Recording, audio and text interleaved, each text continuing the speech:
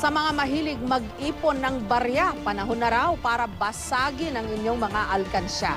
May panukalang batas kasing isinusulong sa Kongreso na nagbabawal sa pag-imbak o pagtatago ng maraming barya.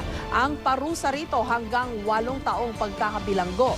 May report si Mav Gonzalez. Namana ni Mark sa tatay niya ang pangungulekta ng iba't ibang klaseng barya. Mula sa pera noong 1950s hanggang sa mga barya mula sa ibang bansa. Pero isa rin niyang hilig ang mangolekta ng mga 5 at 10 sentimos na barya.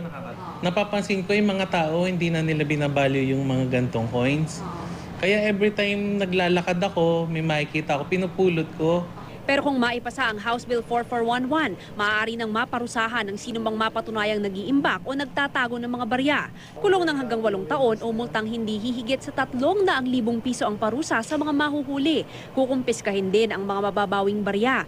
Hindi sakop ng panukalang batas ang mga bangko, ahensya ng gobyerno at charitable at financial institutions. Ang mga nasa retail industry o may mga tindahan, papayagang magtabi ng mga barya pero yung sapat lang sa pangangailangan ng kanilang negosyo.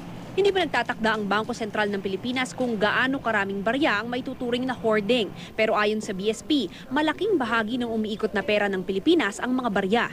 Kahit coins lang yan, mahalaga rin yan. 21 billion pieces of coins with a total value of 24 billion pesos. That's how much we have in circulation right now. But as we said, some are not being used. No? Mahal din daw kasi ang paggawa ng barya. Ang 5 sentimong barya nga, halos 50 sentimos kada piraso ang nagagasto sa pagpapagawa. Kaya ang paalala nila sa publiko.